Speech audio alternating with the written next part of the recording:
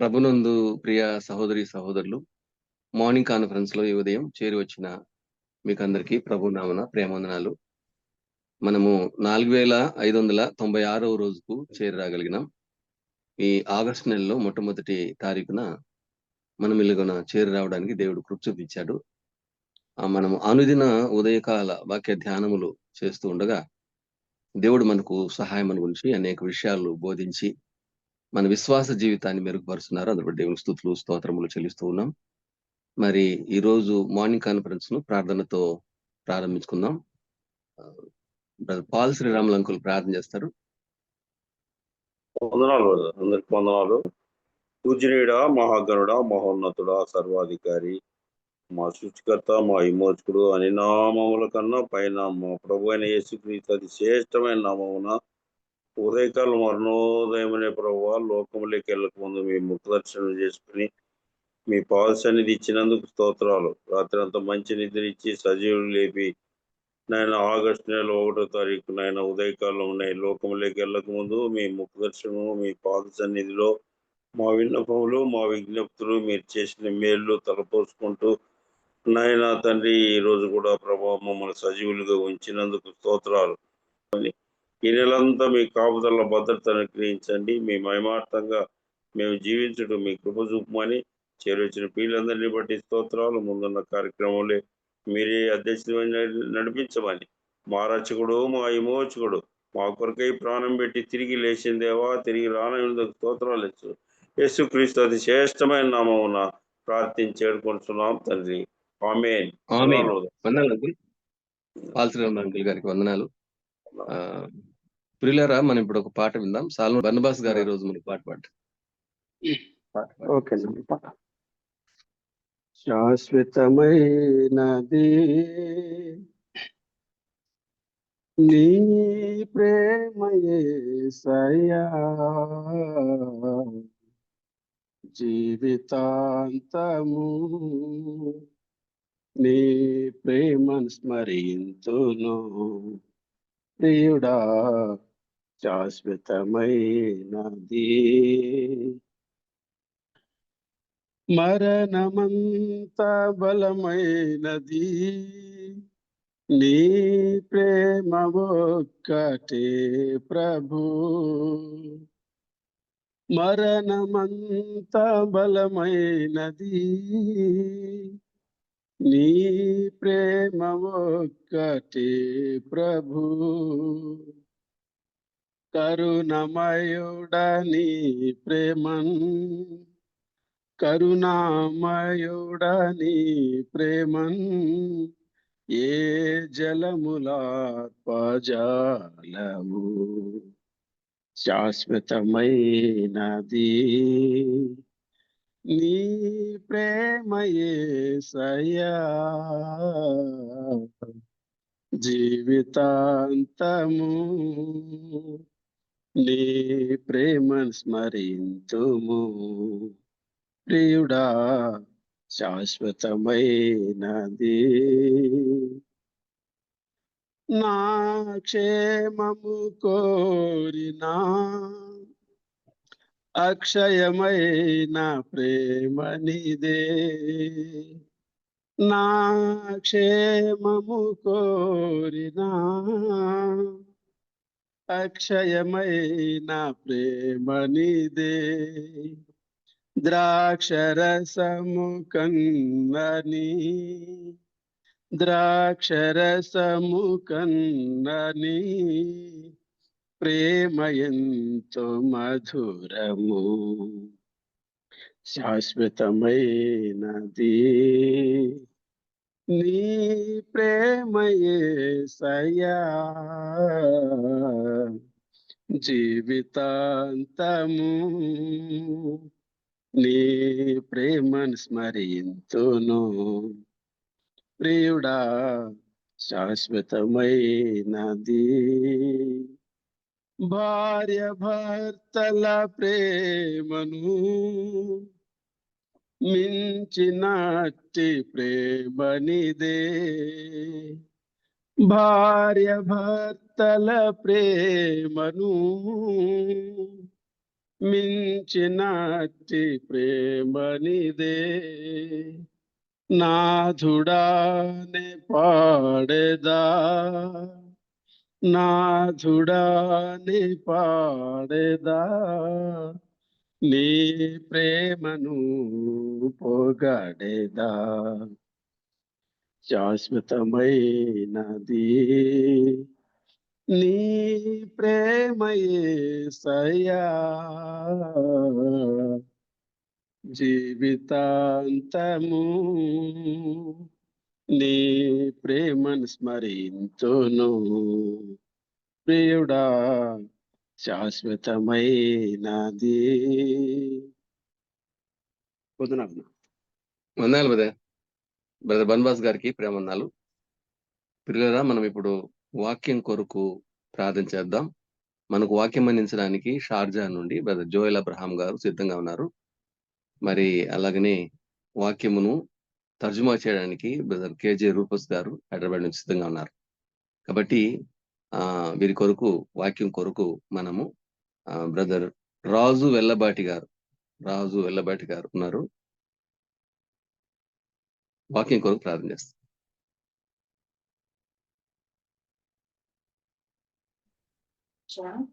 వందనాలు. ప్రార్థన చేస్తుంది. దయగలిగిన మా తండ్రి, కృప కలిగిన మా దేవ, మీకు వందనాలు, స్తోత్రాలు చెల్లిస్తూ ఉన్నాం ప్రభువా. ఇంతవరకు మిమ్మల్ని అందరినీ సజీవులుగా కాచి మరొక ఉదయ కాలంలో మా జీవితాలను మీరు అనుగ్రహించి ఈ విధంగా జూమ్ ప్లాట్ఫామ్ మీద కలుసుకోవడానికి మీరు కృప చూపించారు. స్తుతించే భాగ్యం అనుగ్రహించి నాయనా, మా కొరకై ప్రభావ మీరు త్యాగం చేస్తే మాకు నూతన జీవమును, నిత్య రాజ్యము, నిత్య జీవము కొరకైన శుభ నిరీక్షణ మాకు కలిగించారు. నాయన దానిని బట్టి నాయన సంతోషంగా ఈ ఉదయకాలం నా ప్రభావ మేము సమకూడగలిగాం. ప్రభా మీకు వందనాలు. ఇదిగో ఈ ప్రాముఖ్యమైన సమయంలో మీద సమస్తం చేతులు అప్పగించుకుంటున్నాం. ప్రభావ మీరు చూపించమని నా ప్రభువును రక్షకుడైన యేసు క్రీస్తు వారి పేరిట అడిగి వేడుకొని ప్రార్థిస్తున్నాను. వందనాలు బ్రదర్. కొంచెం నెట్ ప్రాబ్లం ఉంది, సరే పర్వాలేదు. ఇప్పుడు దేవుని వాక్యాన్ని విందాం. ప్రియులారా, మనము గత 32 పార్ట్స్ విన్నాము. ఇప్పుడు 33వ పార్ట్ దేవుని మహిమను గురించి బ్రదర్ జోయల్ అబ్రహాం గారు చాలా విషయాలు ధ్యానించి మనకు అందిస్తున్నారు. మనం అందరం మ్యూట్ లోకి పోతే వారు మనకు వాక్యాన్ని అందిస్తారు. వాక్యము బ్రదర్ కేజీ రూఫస్ గారు కూడా ట్రాన్స్లేట్ చేస్తారు. ఉన్నాను బ్రదర్ జోయల్ అబ్రహాం గారు, కేజీ రూఫస్ గారు.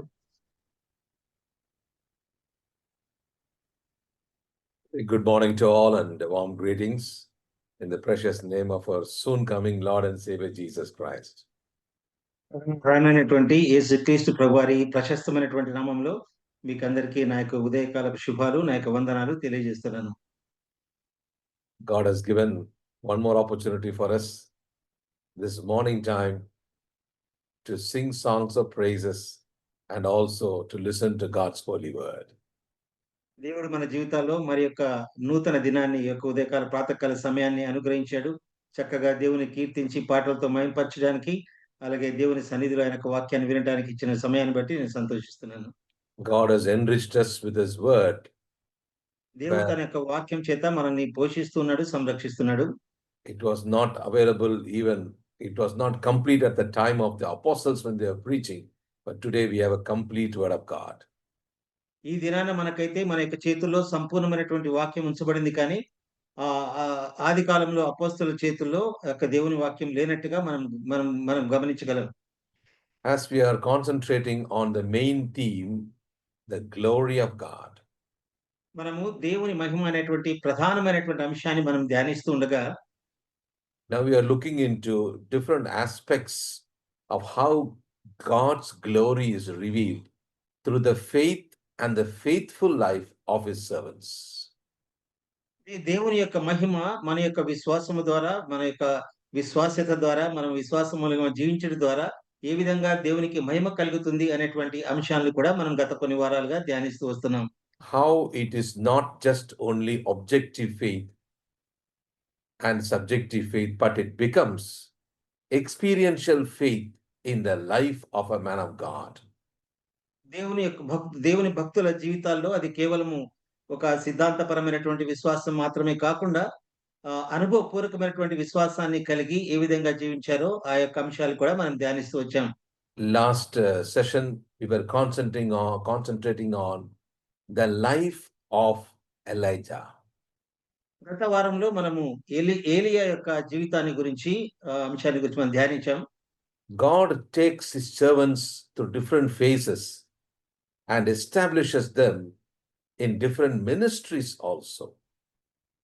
దేవుడు తన యొక్క బిడ్డల్ని, తన యొక్క ప్రవక్తల్ని ఆయా భాగాల గుండా వెళ్తూ ఉంటాడు. అదే సమయంలో వారిని ఆయా విధాలుగా తీసుకెళ్తూ ఆయనకు మహిమకరంగా వాడుకునేదానికి దేవుడు ఎంతగానో తోడ్పడుతూ ఉంటాడు.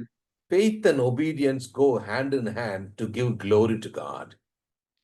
విశ్వాసము తర్వాత విధేయత అనేది ఈ రెండిటి కూడా మనల్ని దేవుని మహిమపరచడానికి ఒకదాని వెంట ఒకటి రెండు కూడా ఇమిడి ఉన్నాయి. Although last time we spoke about Moses, about one part of his ministry, but it is not the complete ministry we are focusing on. So let me just highlight one aspect about the ministry of Moses. గత వారంలో మనము మోషేను గురించినటువంటి ఒక అంశాన్ని, ఒక ప్రత్యేకమైనటువంటి పరిచర్యను గురించి మనము ధ్యానించాము. కానీ అది మొత్తము మోషే యొక్క సంపూర్ణమైనటువంటి పరిచర్యను గురించి మనము ధ్యానించలేదు.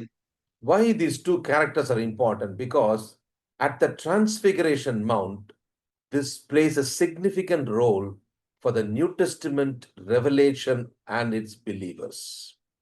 ఈ ఇద్దరి జీవితాలు ఎందుకు ఇంత ప్రాముఖ్యంగా మనకి కనబడుతున్నాయంటే, వారు రూపాంతర కొండపైన యేసుప్రభు వారితో కూడా ఉన్నారు. అదే విధంగా వారి జీవితాల్లో వారు దేవుణ్ణి మహిమపరిచిన వారంగా మనం చూడగలం. In that connection, let me just establish one more aspect regarding, as I said, God's blessing versus God's approval. మనము ఇంతకు మునుపు ధ్యానించిన విధంగానే దేవుని యొక్క ఆమోదము మన పరిచర్యలో, ఆ విధంగానే దేవుడు ఆమోదించినటువంటి పరిచర్య ఏ విధంగా ఆశీర్వాదకరంగా ఉంటుంది అనేటువంటి అంశాన్ని కూడా మరొకసారి మనం కొనసాగిద్దాం. At every test, there is an approval. ప్రతి పరీక్షలో కూడా దేవుని యొక్క ఆమోదం అనేది చాలా అత్యవసరమైంది. That is why the word repeatedly used in Old Testament, New Testament is about faithful, be faithful unto death. అందుచేతనే దేవుని యొక్క వాక్యం పదే పదే మనకు జ్ఞాపకం చేస్తున్నటువంటి విషయం ఏంటంటే, మీరు నమ్మకంగా ఉండండి అనేటువంటి మాట. God's approval is always centered on faithful character and the testings which God allows. మన యొక్క జీవితంలో దేవుడు అనుమతించేటువంటి పరీక్షలు, తర్వాత మనము ఎంత నమ్మకత్వంగా ఉన్నాము అనే దానిని బట్టి దేవుడు మన యొక్క పరిచర్యను ఆశీర్వదించేవాడుగా ఉన్నాడు. The Bible explores its characters like Abraham, Moses, Job, David, and many others in gaining God's approval at every time. మనము బైబిల్ గ్రంథంలో ధ్యానించినప్పుడు అబ్రహాము జీవితంలో కానీ, ఏలియా జీవితంలో, మోషే జీవితంలో, దావీదు జీవితంలో, వీరందరి జీవితాల్లో కూడా ఏ విధంగా వారి యొక్క పరిచర్యలో దేవుడు వారి యొక్క పరిచర్యను ఆమోదించాడు, తర్వాత వారిని ఏ విధంగా ఆశీర్వదించాడనే విషయాలు మనము లేఖనాల్లో చూడగలం. The Holy Spirit approves and emphasizes that few truly seek this approval at times, but mostly all look forward towards God's complete obedience, expected obedience, with submission, with surrendered life to fetch God's approval. మన యొక్క జీవితాల్లో కూడా దేవునికి మనం ఎప్పుడైతే సంపూర్ణంగా ఆయనకు సమర్పించుకుంటామో, మన జీవితాల్లో ప్రతి ఒక్క సందర్భంలోనూ ఆయన యొక్క ఆమోదంని మనము కోరుకుంటామో, ఆశిస్తామో, దేవుడు ఆశించిన విధంగా మనం జీవిస్తామో, అప్పుడు మాత్రమే దేవుడు మన యొక్క జీవితాల్లో గొప్ప కార్యాలు చేసేవాడుగా ఉన్నాడు. Let's keep one thing in mind. Blessings alone do not reflect spiritual maturity or divine approval. మన యొక్క జీవితాల్లో కేవలము ఆశీర్వాదాలు మాత్రమే దేవుడు ఆమోదించాడు మన పరిచర్య అనటానికి ఆనవాళ్ళు ఎక్కడ కూడా కనిపించవు. whether it is Old Testament or New Testament. అది కొత్త నిబంధన గ్రంథంలోనైనా, పాత నిబంధన గ్రంథంలోనైనా సరే. Approval reflects the proven character of a believer by his tested obedience and his faithful service and also the God-centered life all the time. ఇంకా విశ్వాస జీవితంలో ఎప్పుడైతే దేవుని కేంద్రీకృతమైనటువంటి జీవితాన్ని కలిగి ఉంటాడో అప్పుడు మాత్రమే దేవుడు తన యొక్క పరిచర్యను ఆమోదించేవాడుగా ఉన్నట్టుగా మనం చూడగలం. Today we're going to continue the study, the second part of the life of Elijah, where you see at every point God looks for his approval and finally God does his approval also on his ministries. ఈ యొక్క ఉదయకాల సమయంలో ఏలియా జీవితంలోని మరొక రెండో భాగాన్ని మనం చూడబోతున్నాం.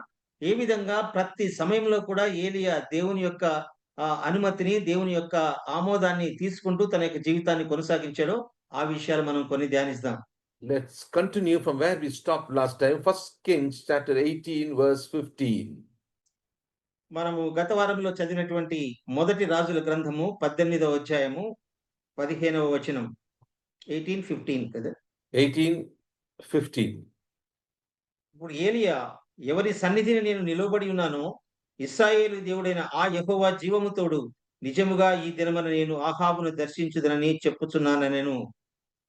Notice carefully here you could see where we started last time, focusing our attention on understanding the life and ministry go hand in hand in the life of Elijah also. మనం ఏలియా యొక్క జీవితంలో మనం చూసినప్పుడు ఆయన జీవితంలో కూడా ప్రతి క్షణము ఆయనకి ఇచ్చినటువంటి ఆశీర్వాదాలు, దేవుడు ఆయన పోషించిన విధానం, తర్వాత అన్ని సమయాల్లో కూడా ఏలియా ఏ విధంగా దేవుని యొక్క ఆమోదాన్ని పొందుతూ తన పరిచర్యను కొనసాగించాడో మనం చూస్తూ వస్తున్నాం. Also, a lesson being taught for all of us is it is not just having the faith, but much more than that is it is experiencing the faith life with union in the true living God. మనము మన జీవితాల్లో కేవలము విశ్వాసాన్ని కలిగి ఉండటం మాత్రమే కాదు గాని ఆ యొక్క విశ్వాసాన్ని మనము మన యొక్క నిజ జీవితంలో నిరూపిస్తూ వాటిని అనుభవపూర్వకంగా మనము మన జీవితాల్లో కనపరుస్తున్నప్పుడే అప్పుడు దేవుడు మన జీవితాల్లో మన యొక్క పరిచర్యను ఆమోదించేవాడుగా ఉన్నాడు. God took Elijah from Cherith to Zarephath. Now from Zarephath he is getting ready to come to the place called Carmel, which means a fruitful field or a vineyard of God. That's the meaning of Carmel. మనము ఏలియా జీవితాన్ని చూసినప్పుడు ఏలియాను కెరీతు వాగు దగ్గర నుంచి సారేపతుకు నడిపించాడు. సారేపతు నుంచి కర్మేలు పర్వతం దగ్గర తీసుకొని వచ్చాడు.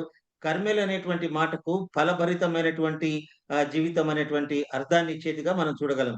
In his progression of being approved of God, we could see Elijah was no more called as Tisbite. మనము ఏలియా జీవితాన్ని చూసినప్పుడు ఆయన కేవలము తిష్బీడి అయినటువంటి ఏలియా అని మాత్రమే పిలువబడలేదు గాని he was called Elijah, the man of God. ఆయన ఏలియా దైవజనుడైనటువంటి ఏలియాగా ఆయన పిలువబడ్డాడు. Now you can see he is going to move to another level very soon, but let us look into verse 15 as we read.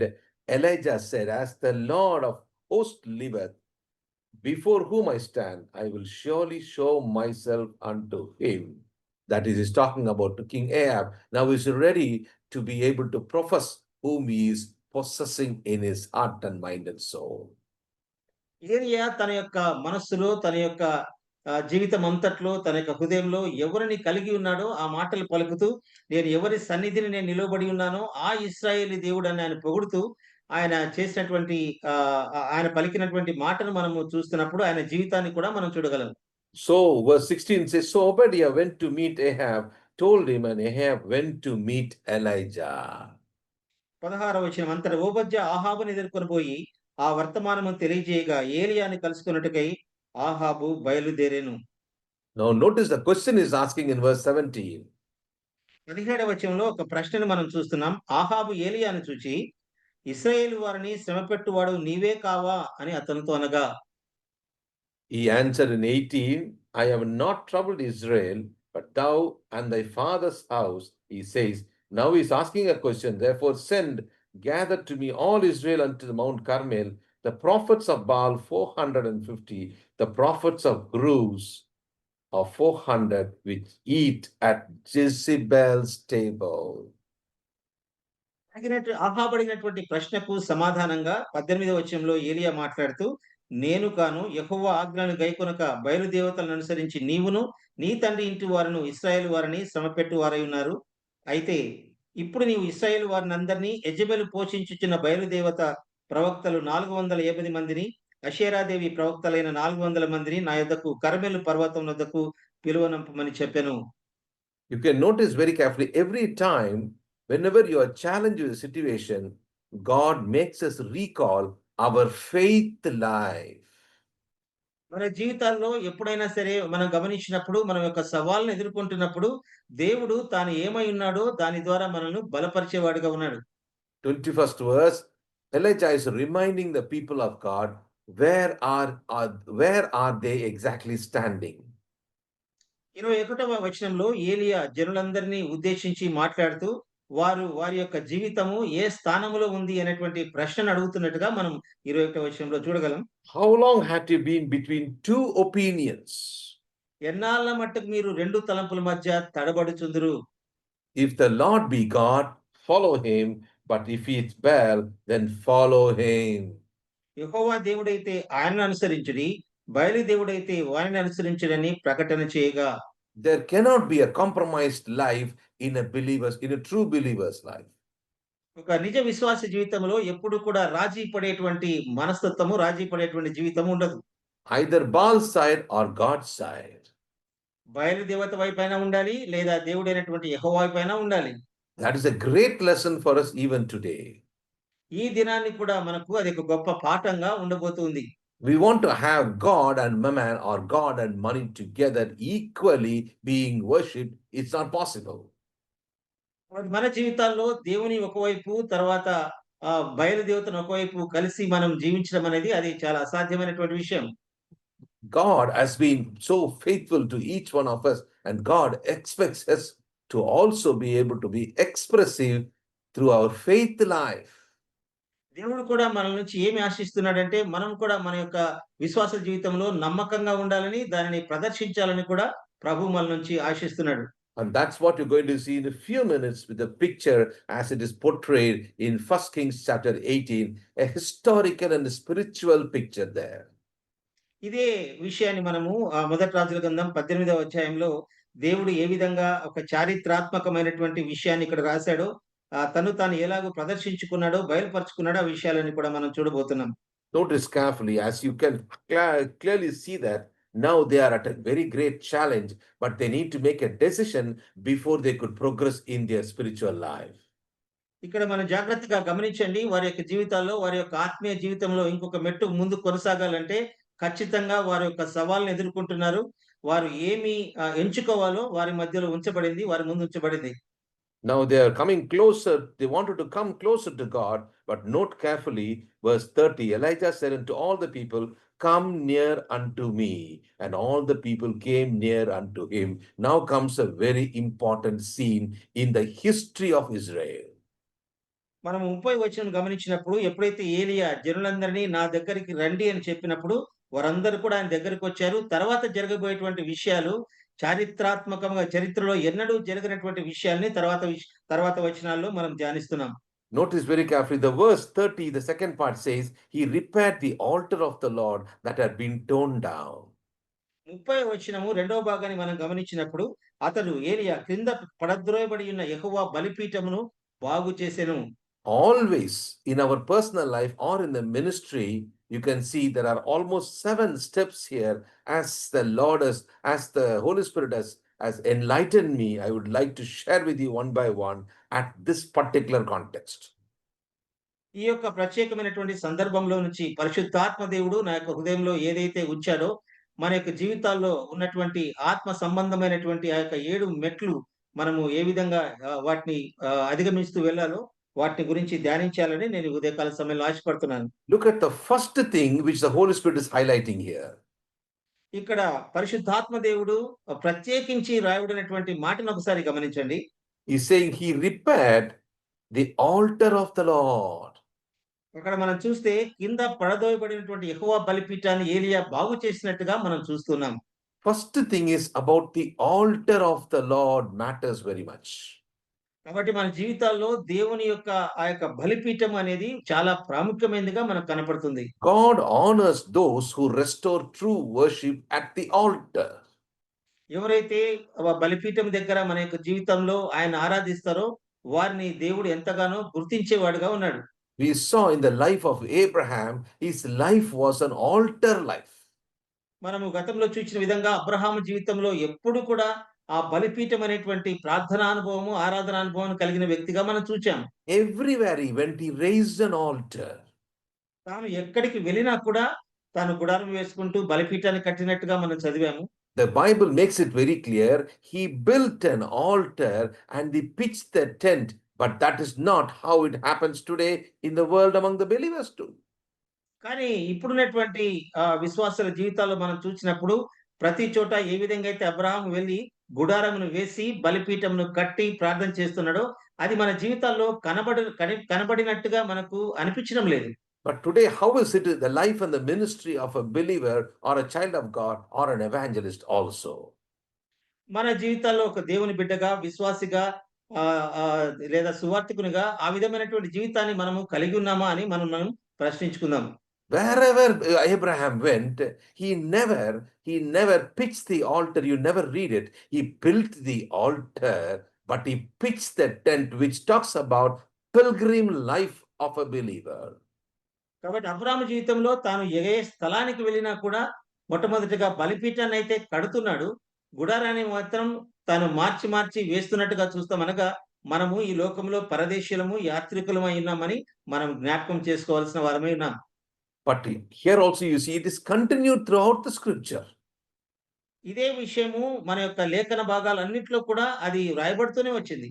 You see here also what is happening. The first thing which God instructed Elijah, and he is instructing the children of God, his first thing is come near, he says, and he said, he repaired the altar of the Lord.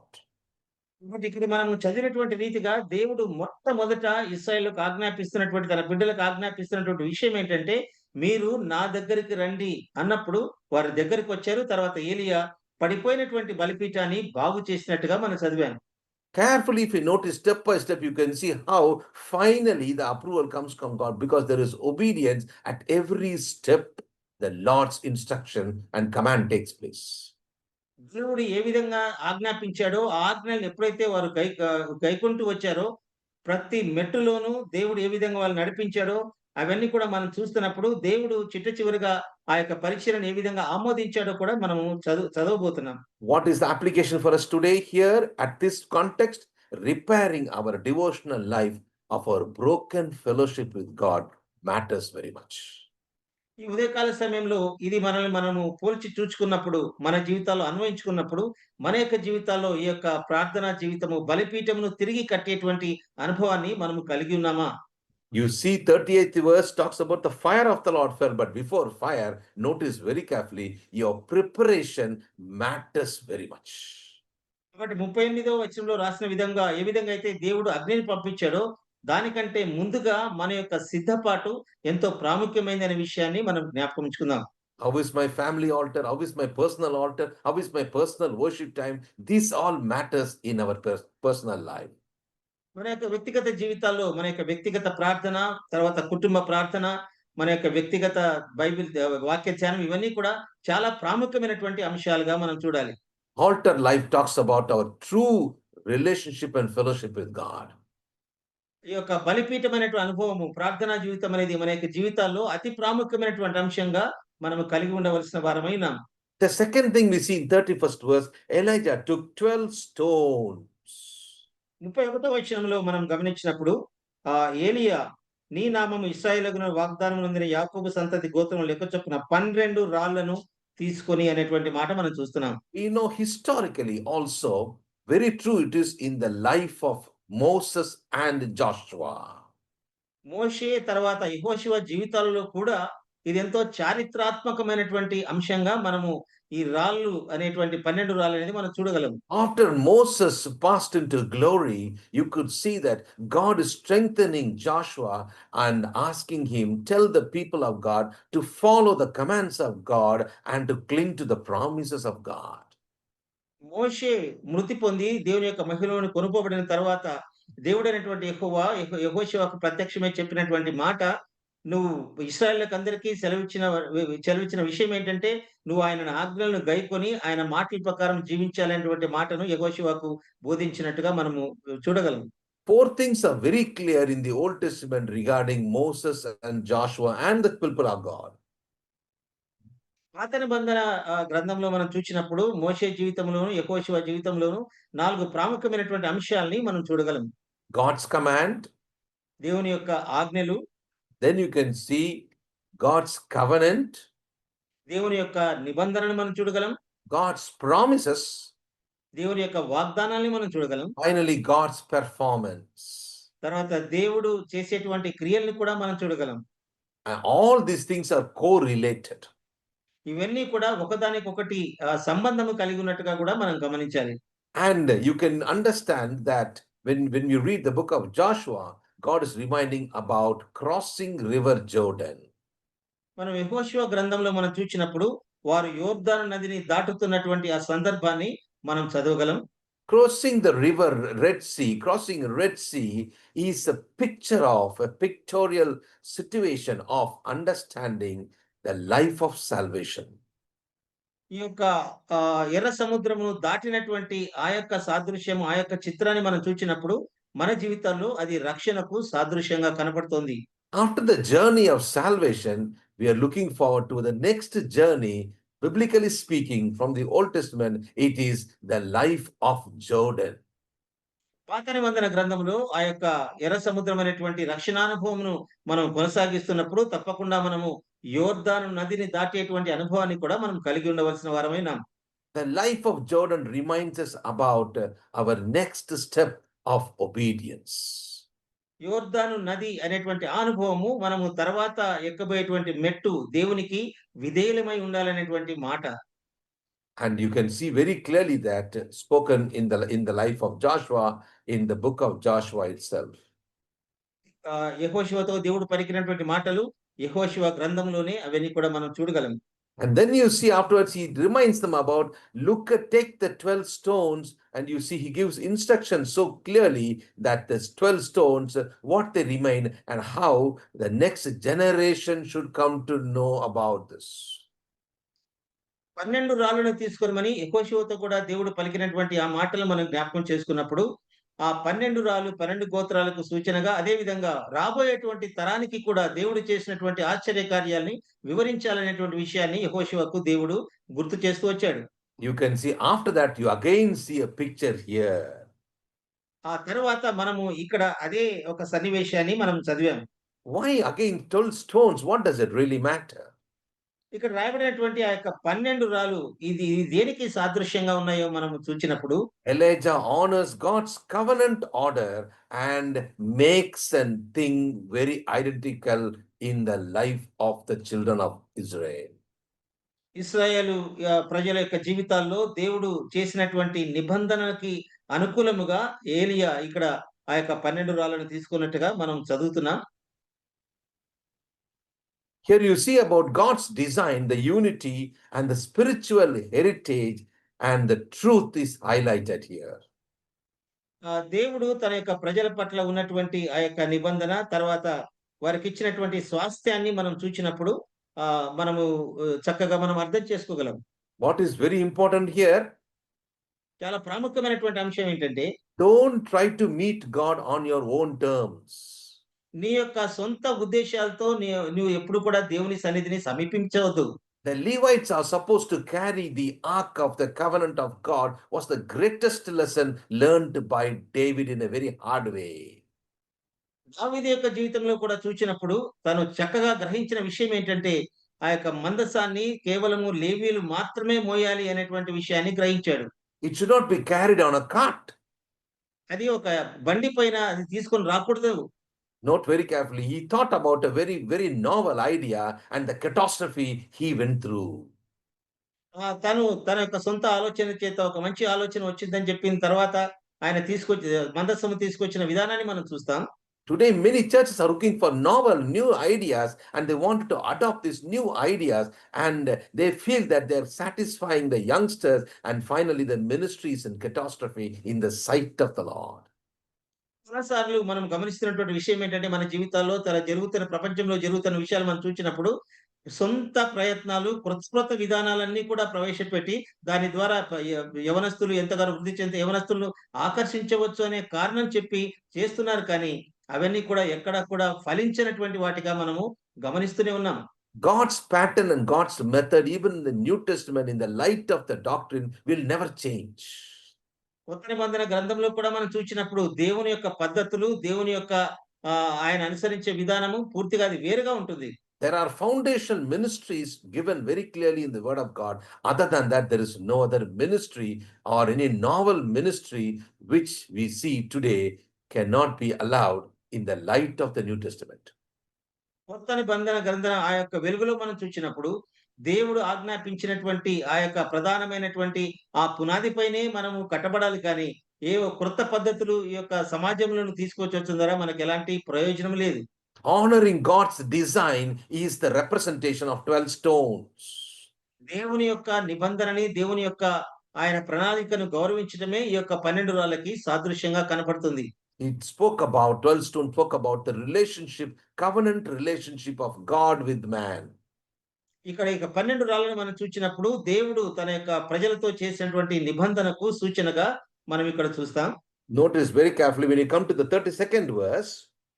జాగ్రత్తగా గమనించండి 32వ వచనాన్ని మనం చూచినప్పుడు, With the stones he built an altar in the name of the Lord. Notice the third one. ఆ రాళ్ల చేత యెహోవా నామమున ఒక బలిపీఠము కట్టించి అనేటువంటి మాట. So where the glory comes? ఇక్కడ దేవునికి మహిమ అనేటువంటి విషయం వస్తుందో చూచినప్పుడు, It was done in the name of the Lord. యెహోవా నామమున ఆయన బలిపీఠము కట్టినప్పుడు, The altar of the Lord, దేవుని యొక్క బలిపీఠము, the covenant of the Lord, దేవుని యొక్క నిబంధన, the name of the Lord అలాగే యెహోవా నామమున ఆయన నామమున is equal to the glory of God. ఇవన్నీ కలిసినప్పుడే దేవునికి మహిమ వస్తుంది. Which means it is not Elijah's glory. దాని అర్థం ఏంటంటే ఇక్కడ ఏలియాకు వచ్చేటువంటి మహిమ కానే కాదు. Today you see what all things happens in today's ministry. The preacher or the teacher, he celebrates, and that has been a celebration for the church than giving glory to God whenever any accomplishment takes place. How pathetic it is. ఇప్పుడున్నటువంటి సమాజంలో మనం చూస్తున్నప్పుడు, పరిచర్యలు మనం చూస్తున్నప్పుడు చాలా మంది తాము చేస్తున్నటువంటి విషయాలన్నీ గమనించినప్పుడు వారి యొక్క సొంత ప్రయత్నాలు, సొంత ఉద్దేశాలు వారు చేయటం ద్వారా దేవునికి ఏమాత్రం కూడా మహిమ రావడం లేదనేటువంటి విషయాన్ని మనం గమనిస్తూనే ఉన్నాం. People want in their local churches, they want their names to be established. వారి యొక్క పేర్లు, వారికి ప్రఖ్యాతులు కావాలని మాత్రమే వారు ఆశపడుతున్నారు. Even they want to write it on the appliances like a fan and things like that, on the table, on the pulpits here and there about these are the donors who donated all these things and put their names. How sad to hear this. చాలా చింతకరమైనటువంటి, బాధాకరమైనటువంటి విషయం ఏంటంటే ఇప్పుడు జరుగుతున్నటువంటి పరిచర్యలో మనం చూసినప్పుడు వారి పేరు ప్రఖ్యాతుల కోసం ప్రాకులాడుతూ ప్రతి దానిపైన, ఫ్యాన్ పైన, తర్వాత వారు అందించేటువంటి కుర్చీల అన్నిటిపైన కూడా పేర్లు కలిగి ఉండాలనేటువంటి ఆ తాపత్రయమే మనం చూస్తున్నాం. Notice carefully, when the name of the Lord is not there, there is no glory at all. దేవుని యొక్క నామం పేరిట మనము జరిగించకపోతే దేవుని యొక్క నామానికి మహిమ కలగనే కలగదు. The altar of the Lord should be given the sanctity of God always. మనం ఎప్పుడు బలిపీఠము కట్టినా కూడా దేవునికి చెందవలసినటువంటి ఆ పరిశుద్ధతను తప్పకుండా మనం ఆపాదించవలసిన వారమై ఉన్నాం. Every worship is only related to God, not to man. మన యొక్క ఆరాధన అంతా కూడా కేవలము దేవుని కేంద్రీకృతమైనటువంటి ఆరాధనగా మాత్రమే మనం ఉండాలి. Our work is only to have a dedicated life, having a sacrificial life, and having the surrendered life at the altar. If there is no surrender, there is no altar life. ఎప్పుడైతే మనం ఆయనకు లోబడి సమర్పించుకుంటామో అప్పుడే ఆయనకు మహిమ కలుగుతుంది. అందువల్ల మన యొక్క పాత్ర ఏంటంటే కేవలము ఆయనకు సమర్పణ చేసుకొని ఆయనకు లోబడి మనకు దేవుడు అనుగ్రహించినటువంటి పాత్రని మాత్రమే మనం పోషించవలసిన వారమైనా. Let's read the 32nd verse, very important. Let's read it again very clearly. చాలా స్పష్టంగా రాయబడినటువంటి మాట 32వ వచనంలో, ఆ రాళ్ల చేత యెహోవా నామమున ఒక బలిపీఠమును కట్టించి దాని చుట్టూ 2 మానికల గింజలు పట్టునంత లోతుగా కందకం ఒకటి త్రవ్వించి కర్రలను క్రమముగా పేర్చి. And notice very carefully, they dug a trench around the altar. మరి ఇక్కడ జాగ్రత్తగా చూసినప్పుడు ఆ యొక్క బలిపీఠము చుట్టూ ఒక కందకమును తవ్వినట్టుగా మనం ఇక్కడ చదువుతున్నాం. When they dug a trench, which means a large enough to hold 2 seats of seeds. ఆ యొక్క 2 కందకాలు తవ్వినటువంటి ఉద్దేశం ఏంటంటే వాటి నిండా కూడా నీళ్లు నింపటానికి అవసరమైనటువంటి స్థలం అక్కడ ఉన్నట్టుగా చూస్తాం. No, most of you know very well that when you do agriculture, we do this path. We make a path so that the water is going there and water is soaked for some time. Therefore, there could be efficiency or fertility in the soil future. మనము ఈ యొక్క వ్యవసాయం చేసేటువంటి వారిని కూడా మనం చూచినప్పుడు ఏ విధంగా వారు నీళ్ళనంతా కూడా నిల్వ చేసుకొని తర్వాత ఏ యొక్క భాగాలకైతే నీళ్ళు అవసరమో దాటి ద్వారా ఆ నేలనంతా కూడా సారవంతం చేసేటువంటి అనుభవాన్ని మనము వ్యవసాయ జీవితంలో మనం చూడగలం. What is that picture? The picture is about the proof of faith. కానీ ఇక్కడ సాదృశ్యము ఆ యొక్క దృశ్యం ఏంటంటే మన యొక్క విశ్వాస జీవితము. When you start digging a trench, you are preparing your faith life. ఎప్పుడైతే నువ్వు కందకాన్ని ఒకటి తవ్వుతున్నావంటే నీ యొక్క విశ్వాస జీవితాన్ని నువ్వు కట్టుకుంటున్నావు. The overflowing and the evidence of faith life is there. Naturally, you will immediately see you are making room for God to move into that matter. మనం ఎప్పుడైతే ఈ యొక్క కందకమును తవ్వుతామో దేవుడు మనలో నుంచి బయలుపరిచేటువంటి ఆ విశ్వాసము తర్వాత ఆయన చేసేటువంటి క్రియలన్నీ కూడా అవి ప్రదర్శించబడేవిగా ఉంటాయి. Note carefully every step. That is why I told you here, every step matters. కాబట్టి ఇక్కడ నేను చెప్పిన విధంగా ప్రతి మెట్టు కూడా అది చాలా ప్రాముఖ్యమైనది. The sign of approval depends upon how prepared you are for the overflowing joy of God through your faith life and through your life of repentance and obedience.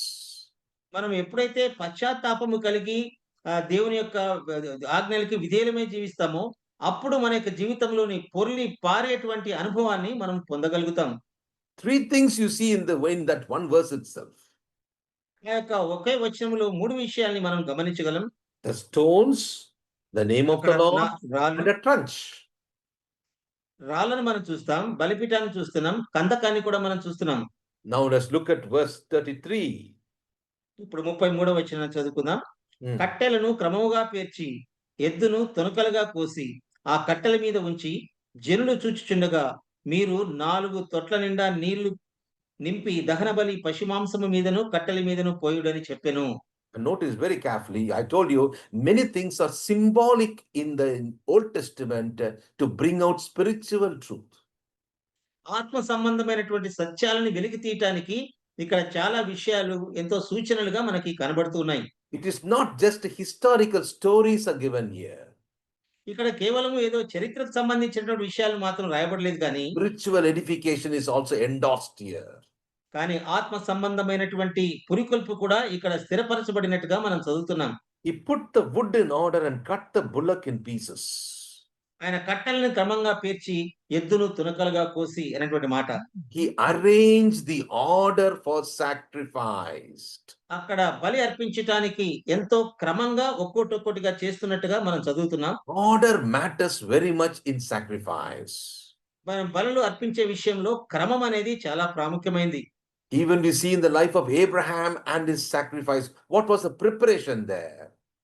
కానీ అబ్రహాము జీవితంలో కూడా తాను బలులు అర్పించినటువంటి ఆ సందర్భాన్ని చూసినప్పుడు ఏ విధంగా అబ్రహాం సిద్ధపడ్డాడని మనం గమనించినప్పుడు He had a preparation there and before he went for his personal worship and regarding Isaac. తన యొక్క కుమారుడైనటువంటి ఇస్సాకును బలిగా అర్పించడానికి ఆయన బయలుదేరుతున్నప్పుడు ఎంతో సిద్ధపడి వెళ్ళినట్టుగా మనము పాత నిబంధన గ్రంథంలో చదవగలం. How serious it is, and you see that so much of relevance is there right from the book of Genesis till the book of the Kings and Chronicles. ఆదికాండం మొదలుకొని రాజుల గ్రంథం వరకు ఏ విధమైనటువంటి దేవుని పట్ల ఉన్నటువంటి ఆ యొక్క ఆరాధన భావము మనము క్రమంగా మనం చూస్తూ వస్తాం. There can be zeal without, notice carefully, there can be zeal and passion without orderliness, which is in divine order. మన యొక్క జీవితంలో చాలా ఆసక్తి మనకు ఉండవచ్చు కానీ, క్రమము లేకపోతే అది ఎంత మాత్రము కూడా ప్రయోజనము లేదు. God's pattern will never change throughout the scripture. కానీ మన యొక్క దేవుని యొక్క గ్రంథం అంతట్లో కూడా దేవుని పద్ధతి అయితే ఎప్పుడు కూడా స్థిరంగానే ఉంది. అది ఎప్పుడు కూడా మారదు. He arranged the wood. Second, he cut the bull. Third, he laid it on the wood. కట్టెలను క్రమంగా పేర్చాడు. రెండవదిగా ఎద్దును తునకలుగా కోసాడు. తర్వాత ఆ కట్టెల మీద దాన్ని ఉంచాడు. First of all, God has to see the pattern is correct before he could be able to process it again. మనము ముందుగా చేయవలసినటువంటి పనిని చేసే ముందుగా దేవుడు మనల్ని చూచేది మన జీవితంలో ఆ క్రమము మనము పాటిస్తున్నామా లేదా అని. So a sign of obedience should take place here, which is God's approval. కాబట్టి మనం ఎప్పుడైతే దేవునికి విధేయత చూపుతామో దాని ద్వారా దేవుడు మన యొక్క పరిచయను ఏ విధంగా ఆమోదిస్తాడో ఆ విషయాన్ని మనం గమనిస్తున్నాం. You saw how King Saul lost his approval and also his kingdom. ఈ విధంగా రాజు అయినటువంటి సౌలు తాను చూపినటువంటి అవిధేయత వల్ల తను ఏ విధంగా పడిపోయాడో, తన యొక్క రాజ్యాన్ని ఏ విధంగా కోల్పోయాడో మనం లేఖనాల్లో చూడగలం. Beautiful picture there is for us to understand how you have to wait for God's time, God's approval and God's pattern by only God approved people, not man approved. కాబట్టి మన యొక్క జీవితాల్లో దేవుని యొక్క పద్ధతి, దేవుని యొక్క క్రమాన్ని ఏ విధంగా మనం పాటించాలి, అది ఎంత ప్రాముఖ్యమైంది అది మనం గమనించినప్పుడు అప్పుడు మాత్రమే దేవుడు మన యొక్క పరిచర్యను ఆమోదించేవాడుగా ఉన్నాడు. It is who has to preach, who has to teach, who has the gift of God, who has the anointing of God, or in other words, who has the approval of God matters very much. కాబట్టి మనము ఈ యొక్క లేఖనాల్లో చూచిన విధంగా ఎవరికి ఎవరు బోధించాలి, ఎవరు ఉపదేశించాలి, ఎవరి పట్ల దేవుడు మంచి తలాంతులు ఇచ్చాడు, తర్వాత ఎవరిని అభిషేకించాడు, ఇవన్నీ కూడా చాలా ప్రాముఖ్యంగా మనకు కనబడుతున్నాయి. It is not just because I have been doing this ministry, my son should do it next, or my in-law should do it. It goes on. It's not that order. It's the approval of God for anybody. Otherwise, it is just making lot of noise, but there is no essence out of it. No fruitfulness. Fruitfulness takes place in Carmel. Come and see the order at Carmel. కాబట్టి మన యొక్క జీవితాల్లో కూడా మనం చూసినప్పుడు కేవలం మన యొక్క సొంత ఆలోచనల చేత నేను ఈ యొక్క సంఘాన్ని నడుపుతున్నాడు కాబట్టి నేను నా తర్వాత నా కుమారుడు లేదా నా యొక్క అల్లుడు దీన్ని నడపాలి అనేటువంటి అంశాలు గాని ఇవన్నీ మనం గమనిస్తూ వస్తున్నప్పుడు దేవుడు ఆ యొక్క పరిచర్యను ఆమోదించాలి అనుకున్నప్పుడు ఈ క్రమమైనటువంటి జీవితము, ఆయనకు విధేయత కలిగినటువంటి జీవితము ఎంత ప్రాముఖ్యమైందో మనం గమనించవలసిన వారమై ఉన్నాం. Now you see, the sixth thing we see is pouring water over the sacrifice, not once, 3 times. తర్వాత ప్రాముఖ్యమైనటువంటి విషయాన్ని మనం చూస్తే 3 మార్లు ఆయన నీళ్లు పోసినట్టుగా మనము 34వ వచనంలో మనం చదవగలం. Interesting thing from 34, 34 and 35. Someone who reads with a secular mind will think, what's the great thing about it? ఇక్కడ 34, 35, 36 వచనాల్ని సామాన్య మానవులు చదివినప్పుడు చాలా వారికి విచిత్రంగా ఇది కనిపించవచ్చు. Notice carefully, human involvement or human responsibility is must for divine order and divine approval. కాబట్టి దైవ సంబంధమైనటువంటి ఆ క్రమానికి, దైవ సంబంధమైనటువంటి ఆమోదానికి ఖచ్చితంగా సామాన్యమైనటువంటి మానవులుగా మనము ఒక క్రమమైనటువంటి పద్ధతిని అవలంబించవలసిన వారమంగా మనం కనపడుతున్నాం. The altar is now soaked with water. ఇక్కడ చూసినప్పుడు బలిపీఠం అంతా కూడా నీళ్ల చేత నింపబడి ఉంది. There is no self-help there. అక్కడ వారి సొంత ప్రయత్నాలు ఏమీ కూడా చేయలేదు. Now they are waiting upon God to answer. కాబట్టి అవన్నీ చేసిన తర్వాత దేవుని యొక్క సహాయం కొరకై వారు ఎదురు చూస్తున్నారు. Elijah is telling, do it again 3 times. ఏలియా మాటికి చెప్పిన మాట, మీరు నీళ్లు పోయండి అని 3 సార్లు ఆ యొక్క తొట్టిని నింపినట్టుగా మనం చదువుతున్నాం. There is nothing about the natural water. అక్కడ కేవలం సామాన్యమైనటువంటి ఆ యొక్క నీళ్లు కాదు కానీ, but the significance of all these things really talks volumes even today after almost 2000 years.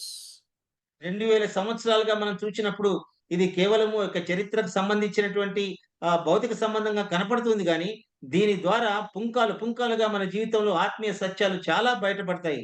We know the altar, we have approached the altar, but did we soak the altar with the water?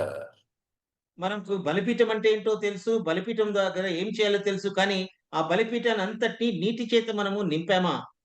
Notice very carefully what was the context here. కానీ జాగ్రత్తగా గమనించండి. ఇక్కడ సందర్భం ఏంటో మనం చూచినప్పుడు, Who is the true God? ఎవరు నిజమైనటువంటి దేవుడు అనేటువంటి ప్రశ్న. That's going to be proved in a matter of few seconds now.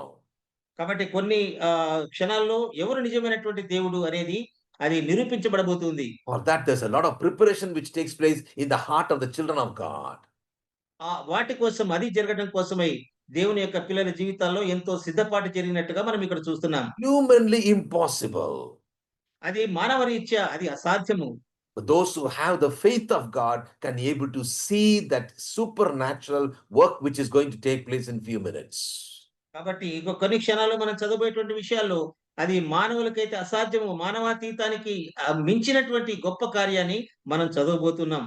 When the altar is soaked with the water, there is a time of waiting now. కాబట్టి ఆ యొక్క బలిపీఠం అంతా కూడా నీటితో నింపబడిన తర్వాత ఇప్పుడు వేచి ఉండేటువంటి అనుభవాన్ని ఇక్కడ మనం చూస్తున్నాం. Notice very carefully in 35th verse. జాగ్రత్తగా 35వ వచనాన్ని చదివినప్పుడు, ఆ నీళ్లు బలిపీఠము చుట్టూ పొర్లి పారెను, మరియు అతడు కందకమును నీళ్లతో నింపెను. Notice that it ran around the altar. He filled the trench also with water.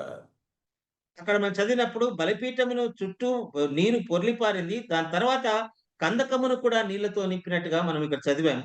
All this water just reminds us about the word of God, reminds us about the word of God, reminds us about the repentance life, the obedience life. All these things are soaked and are ready at the altar now.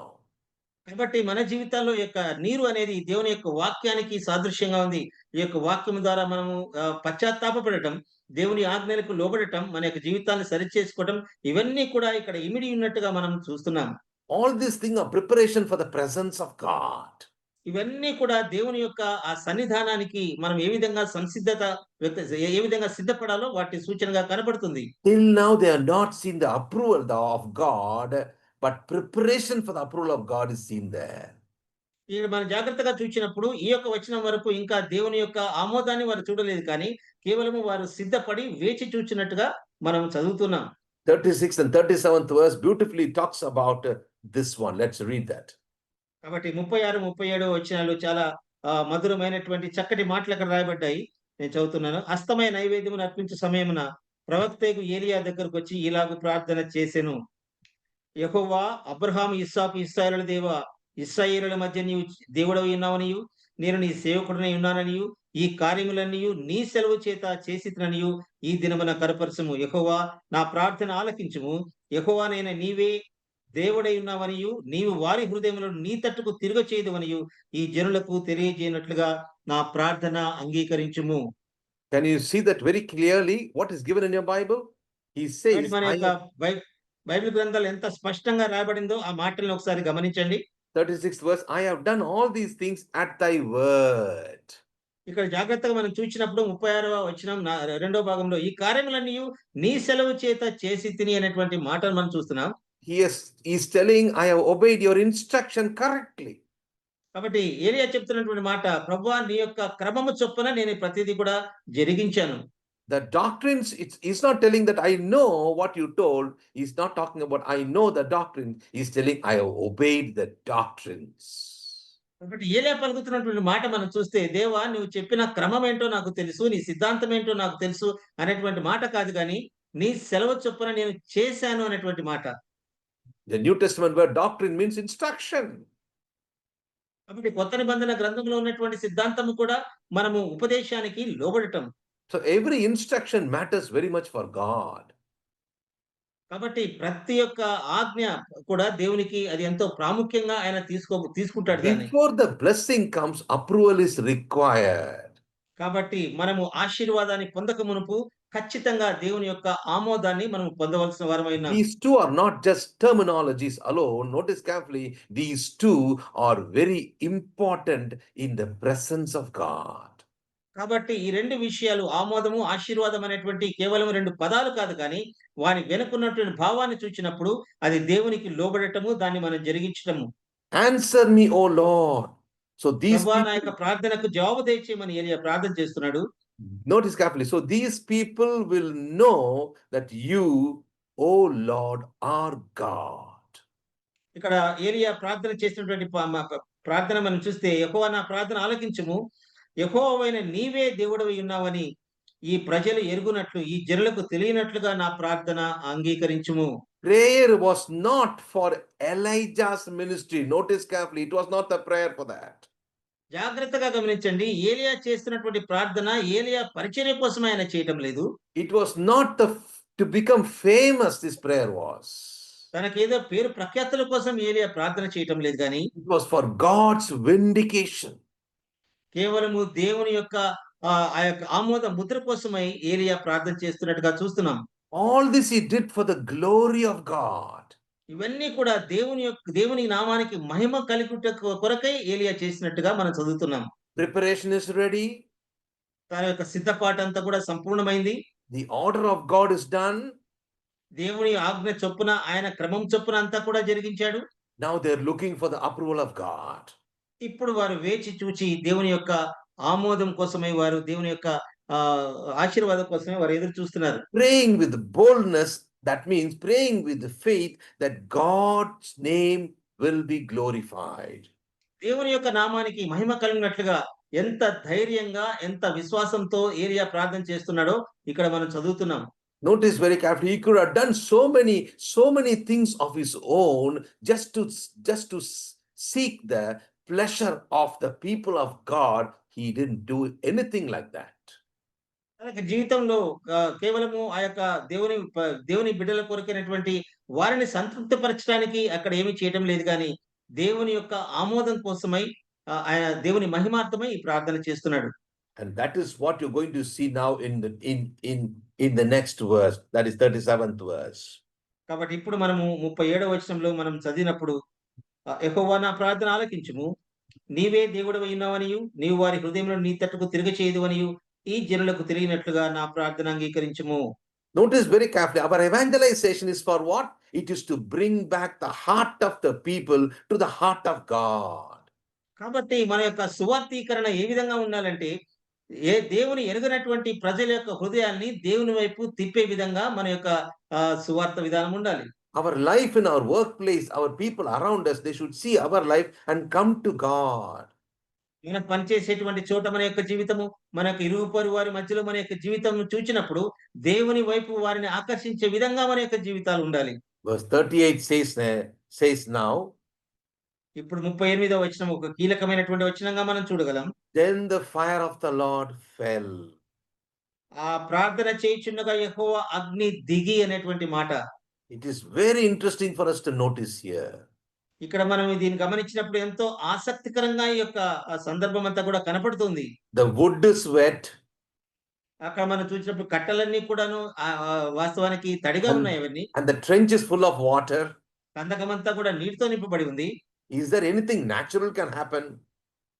సామాన్యంగా చూస్తే ఇది సాధ్యమైనటువంటి పనేనా? Natural mind should be always marvel with supernatural things. మానవాతీతమైనటువంటి ఆలోచనలు ఎప్పుడు కూడా మానవ ఆలోచనలు ఎప్పుడు కూడా మానవాతీతమైనటువంటి దేవుని యొక్క కార్యాలను చూచినప్పుడు ఆశ్చర్యపోతాం. Notice carefully, that is why there are so many words beautifully written in the 38th verse. అందుచేతనే మీరు జాగ్రత్తగా గమనిస్తే ఎంతో ఆసక్తికరమైనటువంటి మాటలు ఇక్కడ పలకబడ్డాయి 38వ వచనంలో.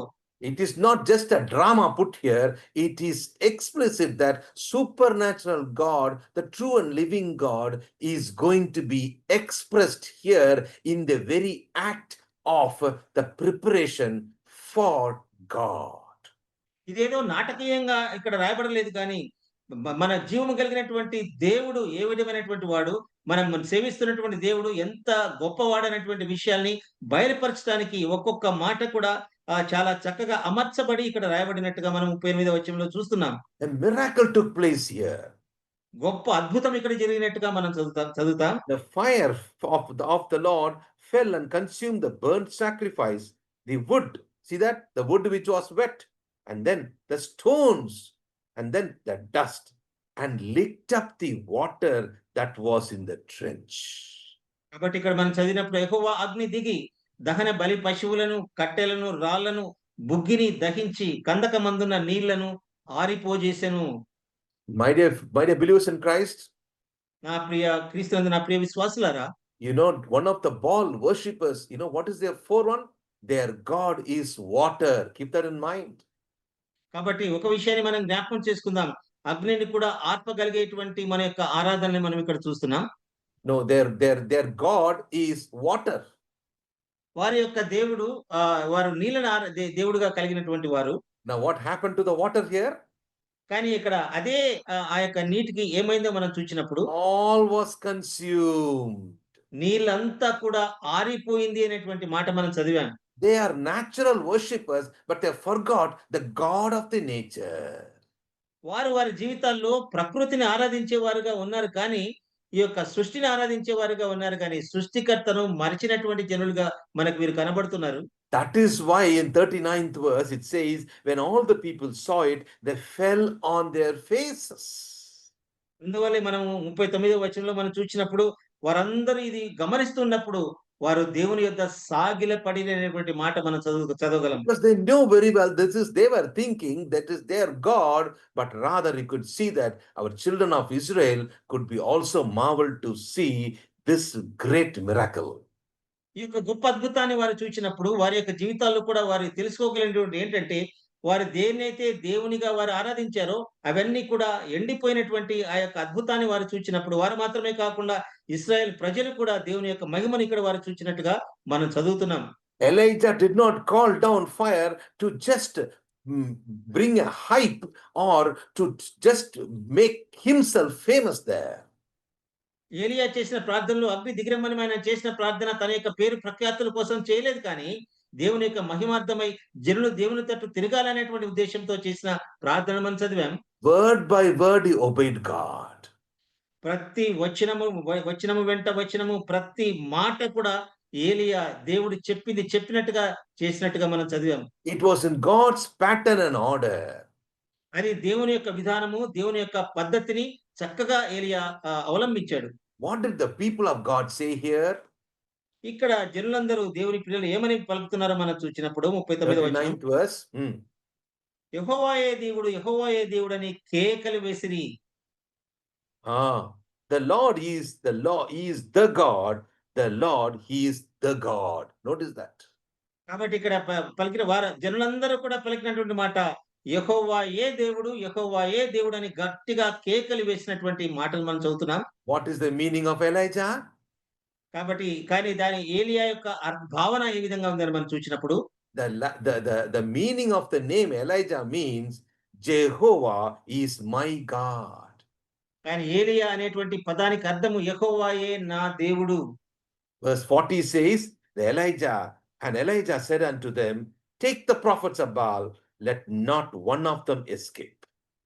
40వ వచనంలో ఏలియా పలుకుతున్న మాట, ఒక్కడైనా తప్పించుకొని పోని యొక్క బయలు ప్రవక్తలను పట్టుకొనలేని వారికి సెలవీగా జనులు వారిని పట్టుకొనిరి. And all were slow, they were slown off. మొత్తం అందరినీ బయలు ప్రవక్తలందరినీ కూడా కీషోను వాగు దగ్గర వారిని వధించినటువంటి ఆ మాటల్ని మనం 40వ అధ్యాయము 2వ భాగంలో మనం చూస్తున్నాం. My dear believers in Christ, our time is up for today. క్రీస్తునందు నా ప్రియ విశ్వాసులారా, మనము ఈ దినమునకి సమయము ముగింపులోనికి వచ్చింది. Note how a miracle took place. ఏ విధమైనటువంటి అద్భుత కార్యం జరిగిందో ఒకసారి గమనించండి.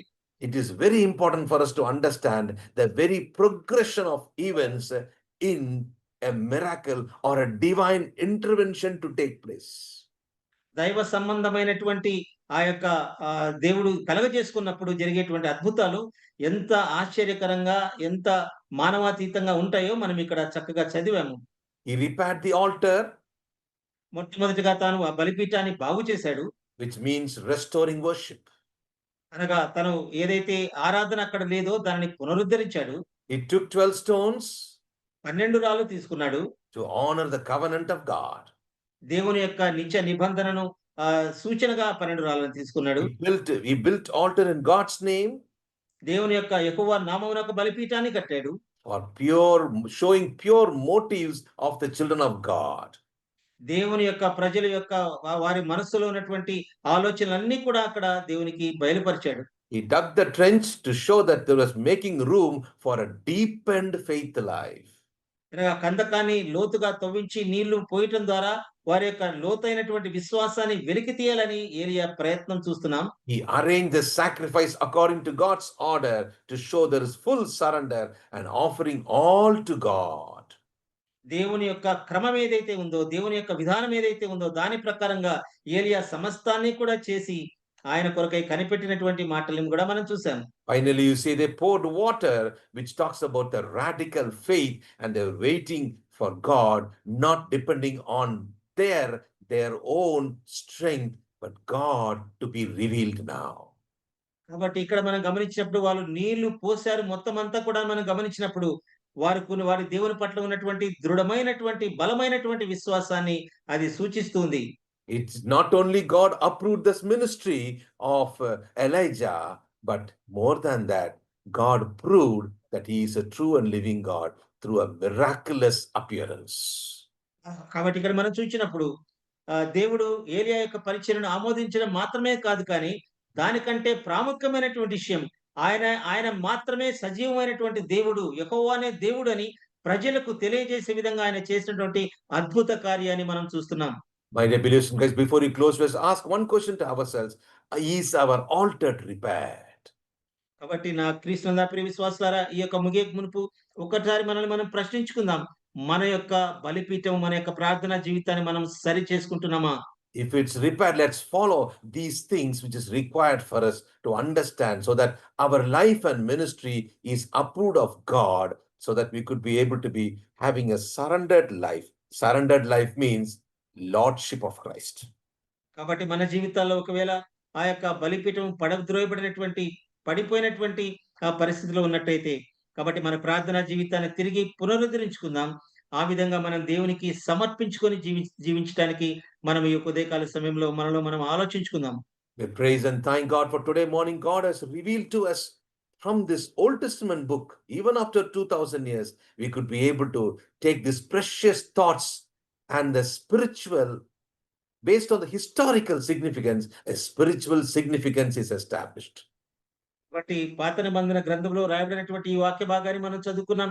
ఎన్నో 2000 సంవత్సరాలకు పూర్వం రాయబడినటువంటి ఆ మాట చరిత్రాత్మకంగా రాయబడింది. కానీ అందులో నుంచి మనం ఆత్మ సంబంధమైనటువంటి ఆ యొక్క ఆలోచనలన్నీ తీసుకున్నప్పుడు ఏ విధంగా మన యొక్క జీవితాల్లో దేవుడు మనం నమ్మినటువంటి దేవుడు నిజమైన దేవుడుగా ఉంటాడో, ఎంత ప్రాక్టికల్ గా మన జీవితాల్లో ప్రయోగాత్మకంగా అది నిరూపితమైందో, ఆచరణాత్మకంగా నిరూపితమైందో మనం గమనించాం.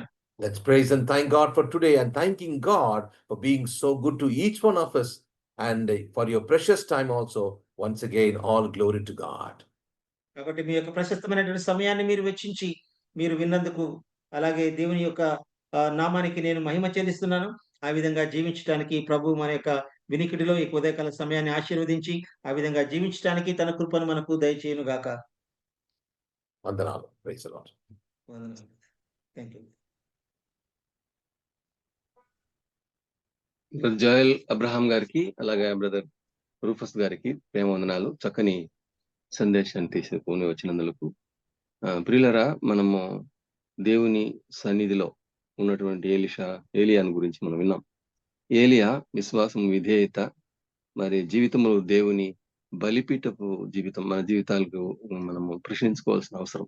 ప్రార్థనా జీవితం ఎలా ఉంది, బలిపీఠపు జీవితం ఎలా ఉంది మనం ప్రశ్నించుకొని మనం జీవించాలి అని హెచ్చరింపబడ్డాం. మోషే ఏలియాల గురించి వివరించారు, అలాగనే కర్మెలు ఫ్రూట్ఫుల్ లైఫ్ గా వివరించారు. అని మనము దేవుని సన్నిధిలో ఎలాగుండాలి అని ఏలియాను గురించి వివరించిన బట్టి దేవుని స్తుతిస్తూ ఉన్నాం. మరి చక్కని సందేశాన్ని అందించిన వారికి ప్రేమ వందనాలు. ఇప్పుడు ఈ మార్నింగ్ కాన్ఫరెన్స్ ను ప్రార్థనతో మనం ముగించుకుందాం. మన మధ్య బ్రదర్ జాన్ డేవిడ్ గారు ఉన్నారు గుత్తి నుండి, వారు ప్రార్థన చేయాల్సిందిగా ప్రేమపూర్వకంగా ఆహ్వానిస్తున్నాం. బ్రదర్ జాన్ డేవిడ్ గారు. వందనాలు. ప్రార్థన చేసుకుందాం.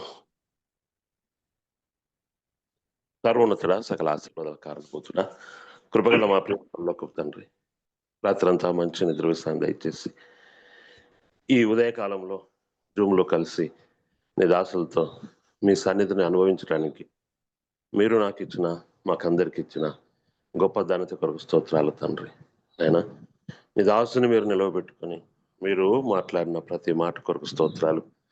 అహాబు రాజు ద్వారా ఇశ్రాయేలు ప్రజలకు కష్టం కలిగినప్పుడు, ఆయన ఇబ్బంది కలిగినప్పుడు, ఆ యొక్క అన్యుల దేవతలను తీసుకొని వచ్చినప్పుడు ఎలీషాను మీరు ముందుంచుకొని మీరు నడిపించిన విధానం కొరకు స్తోత్రాలు.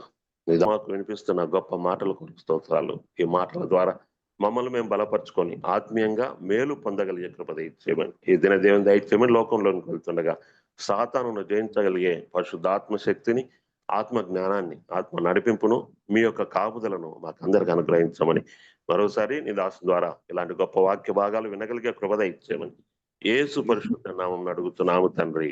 ఆమేన్. వందనాలు బ్రదర్. థ్యాంక్ యూ అన్న. ప్రియులారా, మనం ఈరోజు మార్నింగ్ కాన్ఫరెన్స్ లో పాల్ శ్రీరాములు అంకులు, అలాగే బ్రదర్ బర్నబాస్ గారు, అలాగే బ్రదర్ రాజు గారు, బ్రదర్ డేవిడ్, జాన్ డేవిడ్ గారు మనకు సహాయం చేసిన రీతిని దేవుని స్తుతిస్తున్నాం. నాకు ఈ రోజు అవకాశం ఇచ్చినటువంటి దేవుని సేవకులు బ్రదర్ బర్నబాస్ గారికి వందనాలు చెప్తూ వారికి అప్పగిస్తున్నాను. బ్రదర్ వందనాలు బ్రదర్.